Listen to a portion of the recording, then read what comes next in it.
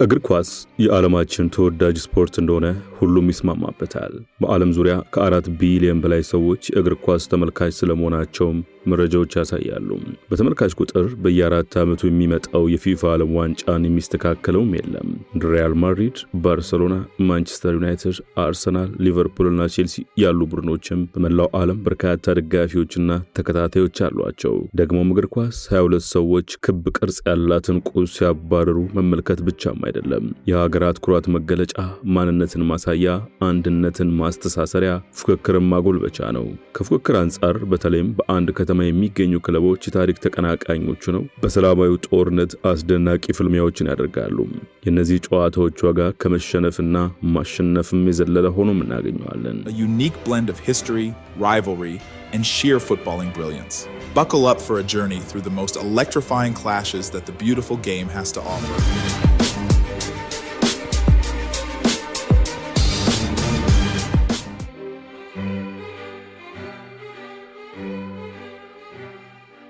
ሰላምና ጤና በያላችሁበት የምንመኝላችሁ የመሻለኪያ ቤተሰቦች ለዛሬ ከመሸናነፍ የዘለለ ትርጉም የሚሰጣቸው በመላው ዓለም ተለይቶ የሚታወቁ ታላላቅ የእግር ኳስ ደርቢዎችና የኋላ ታሪካቸው ልናስቃኛችሁ ነው። እንደተለመደው ለቻናላችን አዲስ ሆናችሁ በየዕለቱ የምንለቃቸው ተረኮች እንዲደርሷችሁ ሰብስክራይብ ማድረግና የደውሏን ምልክት ማብራትን እያስታወስን እስከ ዝግጅታችን ፍጻሜም አብራችሁን ትቆዩ ዘንድ በአክብሮት ጋበዝናችሁ።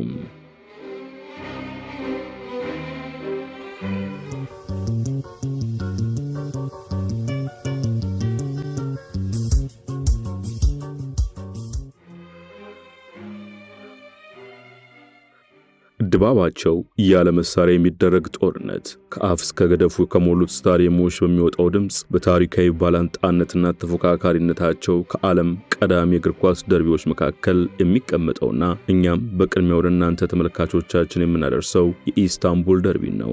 ይህ በሀገረ ቱርክ የሚደረግ ተጠባቂ ደርቢ ጨዋታ ፊነርባቼና ጋላታሳራይ የሚባሉ ሁለት የሀገሪቱን ታላላቅ ክለቦች የሚያገናኝ ነው። እነዚህ ሁለት ክለቦች በቱርክ የሚገኙ ሁለት ማንነት ያላቸው ነዋሪዎችን የሚወክሉ ተደርገው ይወሰዳሉ። እንደሚታወቀው ቱርክ አውሮፓውያንና ኤዥያውያንን ተደባልቀው የሚኖርባት ሀገር ነች። እነዚህ ሁለት ማንነቶች በእግር ኳስ ጎራ ለይተው ከፍተኛ ፉክክር ያደርጋሉ። ፊነርባቼን የሚደግፉት በአብዛኛው የኤዥያ ማህበረሰብ አባላቱ ሲሆኑ አውሮፓውያኑ ደግሞ በጋላታሳራይ ይወከላሉ። ሁለቱ ክለቦች ለጨዋታ ሲገናኙ ታዲያ ጉዳዩ አሸንፎ 3 ነጥብ ከማግኘትም የዘለለ ዋጋ ይሰጠዋል። ኤዥያውያኑ በአውሮፓውያኑ ላይ የበላይነት ወስዶ ለመታየት፣ አውሮፓውያኑም ከኤዥያውያኑ ልቆ ለመገኘት የክለቦቻቸውን ተጫዋቾች ያለመታገት ይደግፋሉ። ደጋፊዎች እርስ በርስ ይነቋቁራሉ። የስታዲየሙ ድባብ መለስተኛ ጦርነት እስኪመስልም ድረስ እጅግ አስፈሪ ሆኖ እንመለከተዋለን። እንግዲህ ሁለቱ ክለቦች መጫወት ከጀመሩበት 1906 ጀምሮ በዚህ መልኩ የተፎካከሩም ይገኛሉ። ሁለቱ ቡድኖች በተገናኙ ቁጥር ከተማዋ ከፍተኛ ውጥረት ይነግስባታል። ጥበቃና ክትትሉም ከፍተኛ ይሆናል። ደጋፊዎች ተቃጣይ ነገሮችን ወደ ሜዳ ይዘው በመግባት ቡድናቸው ጎል ሲያገባ ስታዲየሙ በእሳት የተያያዘ እስኪመስል ድረስ በቀለማትና ጭስ ያፍኑታል። ይህ አስደናቂ ድባቡም ደርቢውን ከዓለም ተጠባቂዎች ተርታ ምርጥ 10 ውስጥ አስቀምጦታል።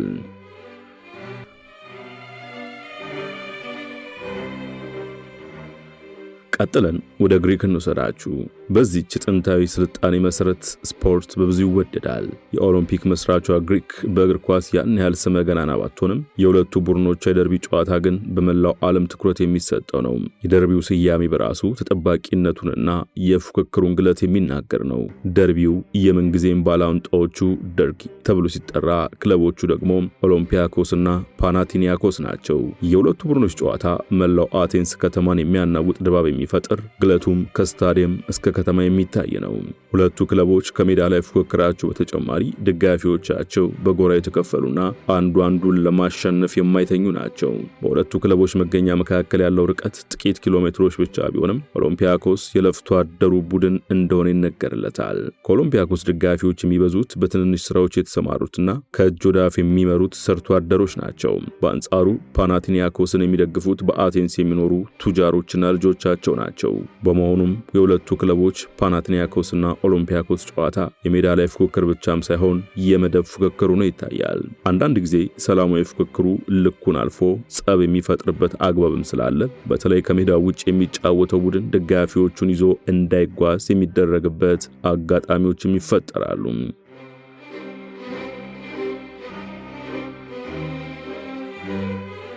የእግር ኳሱ ዓለም በርካታ ላስጨራሽና ጦርነት ቀረሽ የሆኑ በርካታ ደርቢዎች አሉት። ከነዚህ መካከል ምርጥ 10 ተብሎ የተለዩትም ማየት ቀጥለን 8 ስንል መዳረሻችን ሮም ጣሊያን ይሆናል። ጥንታዊቷ የሮም ግለቱ እንደ ረመጥ የሚፋጀውን የሮማና ላዚዮ ደርቢን ታስተናግዳለች። ይህ ደርቢ ዴላ ካፒታሌ ተብሎ የሚጠራ ሲሆን ከ1927 ጀምሮ ባለፉት 100 ዓመታት ብዙ ታሪኮችን ያስመለከተ አስደናቂ ደርቢ ነው። ላዚዮና ሮማ ሁለቱም በሮም ከተማ የሚገኙ ክለቦች እንደመሆናቸው በቤኔቶ ሙሶሎኒ ዘመን ተዋህደው አንድ ጠንካራ ቡድን እንዲፈጥሩ ቀጭን ትዕዛዝ ሰጥቷቸው ነበር። ነገር ግን ላዚዮ ከሮማ ጋር ከመቀላቀል ከክለብነት ብሰረዝ ከእግር ኳስ መንደርም ከናካቴው ጠፋ መርጣለሁ ብሎ ውህደቱ ሳይሳካ ቀረም። አሁን ላይም ሮማ የሮም ከተማ ተወካይ፣ ላዚዮ ደግሞ የስልጡኑና ሙሩ ሮማዊ ክለብ ነን ብለው ያስባሉ። ታዲያ ሁለቱ ክለቦች በስታዲዮ ኦሎምፒኮ ሲገናኙ ከቀድሞ የግላዲያተር ፍልሚያ ያልተናነሰ ፍክክር ያሳያሉ። የስታዲየሙ ድባብም እጅግ አስፈሪ ይሆናል። ደጋፊዎች አንዳቸውን ለመዝለፍ ስድብ ሲያጠራቅሙ ነቆራ ሲቀምሙ ነው የሚከርሙት። የእነዚህን ክለቦች ባላንጣነት ለየት የሚያደርገው ታዲያ በእግር ኳስ ብቻ ሳይሆን በቅርጫት ኳስና ሌሎች ስፖርቶችም ሲገናኙ የሜዳ ላይ ጦርነቱ አለመብረዱ ነው። ትልልቅ ባነሮችን አዘጋጅተው ይዘላለፋሉ። ስታዲየም በሚያናውጥ ድምጽም ይሰዳደባሉ። የሁለቱም ቡድኖች ደጋፊዎች ከየትኛውም ስኬትና ዋንጫ በላይ ባላንጣቸውን ማሸነፍ የበለጠ ደስታና እርካታን ይሰጣቸዋል። ቡድናቸው በደርቢው ተሸንፎ ዋንጫ ከሚበላ በሌሎች ክለቦች የተሸነፈም የከተማ ባላንጣቸውን ቢያሸንፍላቸው ይመርጣሉ። ውድ የመሿለኪያ ቤተሰቦች ተረካችንን እዚህ ድረስ ከተከታተላችሁት ቻናሉ የበለጠ እንዲያድግ አንድ ጊዜ ሰብስክራይብ እንድታደርጉ አስታውሰን ተረካችንን እንቀጥል። የእግር ኳስ ታላላቅ ደርቢዎች እግር ኳስ ፍልሚያዎች ብቻ አይደሉም። ፉክክሩም በ90 ደቂቃ አይጠናቀቅም። ድባባቸው ከተማ የሚያናውጥ፣ ታሪካቸውም ጥልቁ ነው ይገኛል። ከነዚህ ታላላቅ ደርቢዎች ተርተው የሚሰለፈው ሌላኛው ግጥሚያ ታዲያ ላ ክላሲክ የሚባለው የፈረንሳይ ድምቀት ነው። የፒኤስጂ እና ኦሎምፒክ ዲ ማርሴ የተባሉትን ሁለቱን የአገሪቱን ክለቦች የሚያገናኝ ደርቢ የተጀመረው በ1990 ቢሆንም ረዥም ዘመናትን ካስቆጠሩት ደርቢዎች እኩል ታላቅ ተጽዕኖ ፈጣሪ ሆኗል። በፈረንሳይ መዲና ፓሪስ የሚገኘው ፒኤስጂ የቱጃሮችና የሰሜናዊ ፈረንሳዮች ኩራት ተደርጎ የሚቆጠር ነው። ማርሴን ደግሞ ለፍቶ አዳሪዎቹና በዝቅተኛ የኑሮ ደረጃ የሚገኙት ደቡብ ፈረንሳያን ይደግፉታል። ፈረንሳይን በሁለት ጎራ የሚከፍለው የደርቢ ጨዋታ ሲደረግ ታዲያ ፓሪስ በአንድ እግሯ ትቆማለች። ተጫዋቾች ሜዳ ላይ ነጭ ላብ እስኪያለባቸው ይፋለማሉ። ደጋፊዎች ክለባቸውን በጩኸትና በስሜት ይደግፋሉ። ደርቢው ወደ መጀመሪያዎቹ አካባቢ በማርሴይ በላይነት የሚጠናቀቅ የነበረ ሲሆን ፒኤስጂ ከ2011 ወዲህ በኳታር ባለሀብቶች እጅ መግባቱን ተከትሎም በሚመደብለት ረብጣ ሚሊዮን ዶላር የዓለም ታላላቅ ከዋክብትን እያስፈረመ የሜዳ ላይ የውጤት የበላይነቱን ወስዷል። ክለቡ በቅርብ ዓመታት ሊዮኔል ሜሲና ኔይማር ጁኒየርን ጨምሮ በርካታ ከዋክብትን የቡድኑ አባል ማድረግ መቻሉ ይታወሳል። በተለይ ለኔይማር ጁኒየር ዝውውር የከፈለው 200 ሚሊዮን ፓውንድ እስካሁን ለየትኛውም ተጫዋች ያልተከፈለ ክብረ ወሰን ሆኖ ተቀምጧል። ፒኤስጂ በቅርብ ዓመታት የፈረንሳይ ዋንጫን ደጋግሞ ቢያሸንፍም በሜዳ ላይ ፉክክር ከባላንጣው ማርሴይ በልጦ ቢገኝም የደጋፊዎቹ ሰጣ ገባና ፍልሚያ ግን አሁንም በተጠባቂነቱ ቀጥሏል።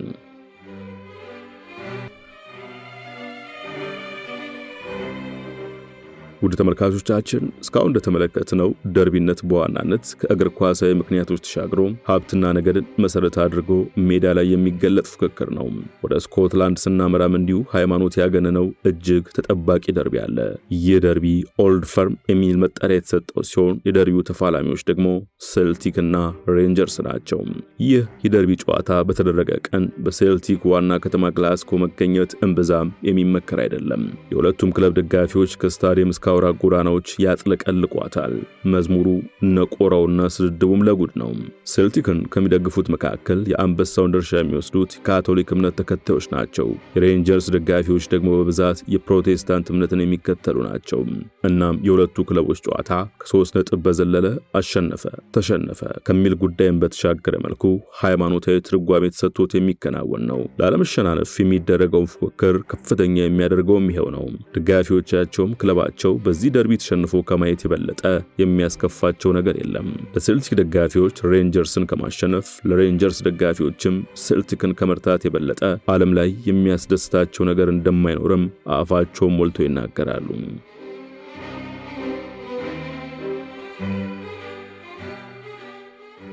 አሁንም ቆይታችንን ቀጥለን እስካሁን እንደተመለከትናቸው ደርቢዎች በሃይማኖት አሊያም በጎሳ ያልተከፈለ ባላንጣነቱም የአንድ ከተማ ክለብ በመሆን ያልታጠረ ደርቢ እናጋራችሁ።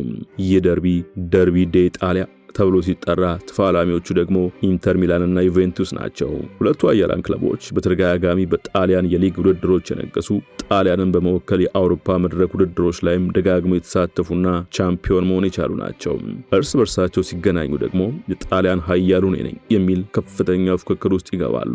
የሁለቱም ቡድኖች ደጋፊዎችም የጣሊያን ኩራት የኛ ቡድን ነው ብለው ብሽሽቅ ይይዛሉ። በዚህ ኃያል ደርቢም ከሮቤርቶ ባጆ እስከ ክርስቲያኖ ሮናልዶ ከጆዜ ሞሪኖ እስከ አንቶኒዮ ኮንቴ ታላላቅ የዓለማችን ተጫዋቾችና አሰልጣኞች ተፋልመውበታል። አሁንም ቢሆን ዓመት በመጣ ቁጥር ጣሊያንና በመላው ዓለም የሚገኙ የሁለቱ ክለብ ደጋፊዎች በጉጉት የሚጠብቁት ታላቅ ፍልሚያ ነው።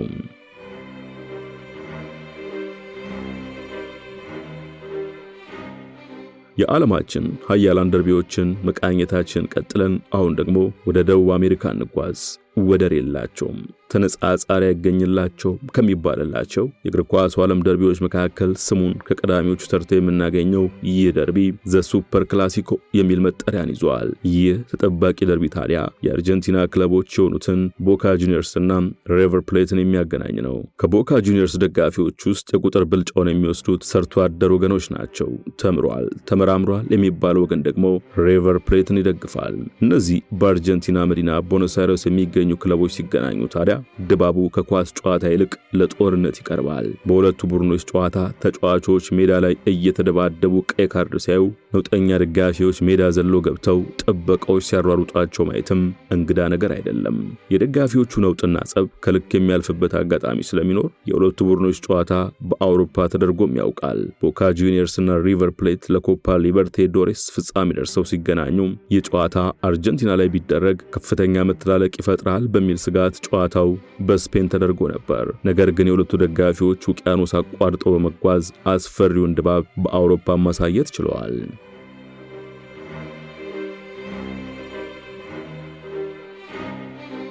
ቀጥለን ወደ እንግሊዝ እንጓዝና ሌላ ተጠባቂ ደርቢ እንመልከት። የእንግሊዝ ፕሪሚየር ሊግ ዓለማችን ተወዳጅ ሊግ እንደመሆኑ ታላቅ ግምት የሚሰጣቸው ደርቢዎች አሉት። ቶትናምና አርሰናልን የሚያገናኘው የሰሜን ለንደን ደርቢ፣ ቼልሲና ፉልሃምን የሚያገናኘው የምዕራብ ለንደን ደርቢ፣ ሁለቱን የማንቸስተር ከተማ ክለቦች የሚያገናኘው የማንቹሪያን ደርቢ፣ ሊቨርፑልና ኤቨርተንን የሚያገናኘው የመርሲሳይድ ደርቢ ከታላላቆቹ ተርታ የምናነሳቸው ሲሆን ከታሪካዊ ተፎካካሪነታቸው አንጻር ማንቸስተር ዩናይትድና ሊቨርፑልን የሚያገናኘው የሰሜን ምዕራብ ደርቢ ልዩ ትኩረት ይሰጠዋል። የሁለቱ ቡድኖች የስኬት ፉክክር ለደርቢው ግለት የሚጨምር ሆኖ ኃያላኑ አንፊልድና ኦልድ ትራፎርድ ስታዲየሞች ላይ ሲገናኙ ትግሉ የሞት ሽረት ነው።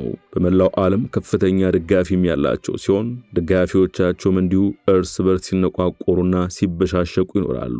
በነገራችን ላይ ሊቨርፑልና ማንቸስተር ዩናይትድ እኩል 20 ጊዜ የእንግሊዝ ፕሪሚየር ሊግ ዋንጫን በማሸነፍ የሚተካከላቸው የለም።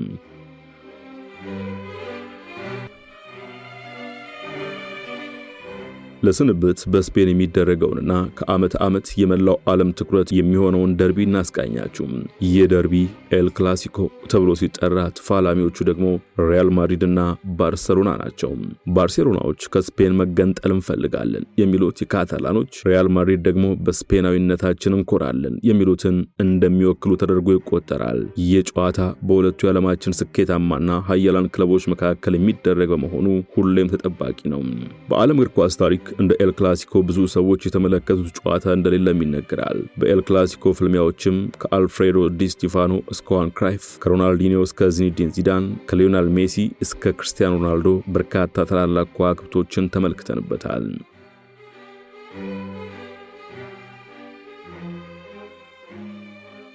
ወደ ተመልካቾቻችን ከዓለማችን እጅግ ተጠባቂ ደርቢዎች መካከል የተወሰኑትን መርጠን ከነታሪካዊ ዳራቸው ያጋራንበት የዛሬ መሰናዷችን ይኸው ነበር። በቀጣይ በቻናላችን ቢቀርብልን አሊያም ብናውቃቸው የምትሉትን ጥቆማ በኮመንት ማስቀመጫው እንድትጠቁሙን፣ ለቻናላችን አዲስ ሆናችሁ ሰብስክራይብ በማድረግና የደውሏን ምልክት በመጫን በየዕለቱ የምንለቃቸው የተመረጡ ታሪኮች በፍጥነት እንዲደርሷችሁ ማድረግ እንደምትችሉ አስታውሰን።